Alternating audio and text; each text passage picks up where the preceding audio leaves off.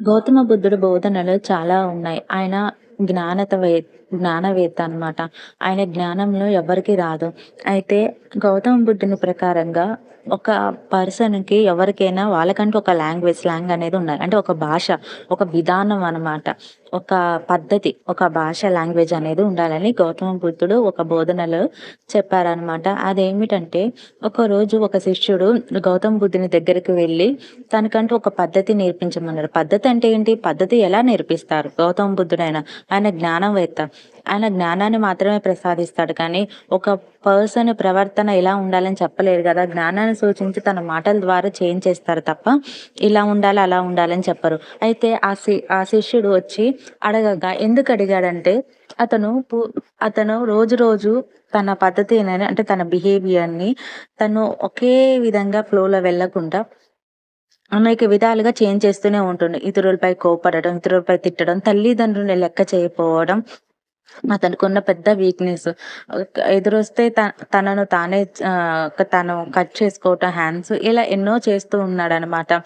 వాళ్ళకి అన్నం పెట్టకుండా తను రోడ్డు మీద వెళ్ళి తాగి, తిరిగి ఇలా తన జీవితాన్ని తన పద్ధతినని ఒక భాష లేకుండా ఒక తిరుగుబోతులాగా తను అలా మార్చుకున్నాడు తన జీవన శైలిని. అలా అడిగినప్పుడు ప్రతి ఒక్కళ్ళు తనని నవ్వుతూ ఉండగా, ఊరంతా తనని నవ్వుతూ హేళన చేస్తూ ఉండగా అతనికి నచ్చక ఏమి పాలు పోక గౌతమ బుద్ధుడిని అడగగా అప్పుడు బుద్ధుడు ఇలా సమాధానం చెప్పాడు. నీ జీవితాన్ని ఇలా నాశనం చేసుకుంటే, ఎదుటి వాళ్ళని తిడుతూ, తాగుతూ, ఇలా ఊర్ల మీద తిరుగుతూ, నీ జీవన శైలిని అనేది నువ్వే మార్చుకోవాలి.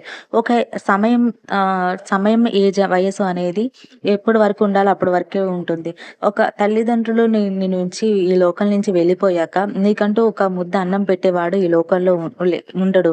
అందుకనే నీవు నీ నీ జీవితాన్ని ఎంత గొప్పగా మలుచుకుంటావో అది నీ చేతుల్లోనే ఉంది. మన జీవితం ఎలా ఉండాలో మన చేతుల్లో నిర్ణయిస్తుంది. జ్ఞానం అనేది ఆ బుద్ధి జ్ఞానం అనేది ఆ భగవంతుడు ఇచ్చాడు. నేను ఒకటి చెప్పగలుగుతాను. నీకంటూ ఎవరు లేకుండా ఈ భూమి పైన ఉన్నప్పుడు, నీకంటూ ఒక ముద్ద అన్నం లేని వాళ్ళు ఉన్నప్పుడు, నీకు కష్టం విలువ అనేది తెలుస్తుంది. ఇప్పటి వరకు నువ్వు తల్లిదండ్రుల మీద ఆధారపడి వాళ్ళ కష్టాన్ని నువ్వు తింటున్నావు తప్ప, నీ కష్టంతో ఇంత ఏదొచ్చినా వాళ్ళకి ఒక రూపాయి పెట్టట్లేదు. ఇలా నువ్వు ఎన్ని సార్లని పోతే నీకంటూ చివరకు మిగిలేది ఏమి ఉండదు. పశ్చాత్తాపం తప్ప. పశ్చాత్తాపంతో జీవితాన్ని గడుపుతూ అనుక్షణం నరకం అనుభవిస్తావు. బతుకుతున్న నరకంలో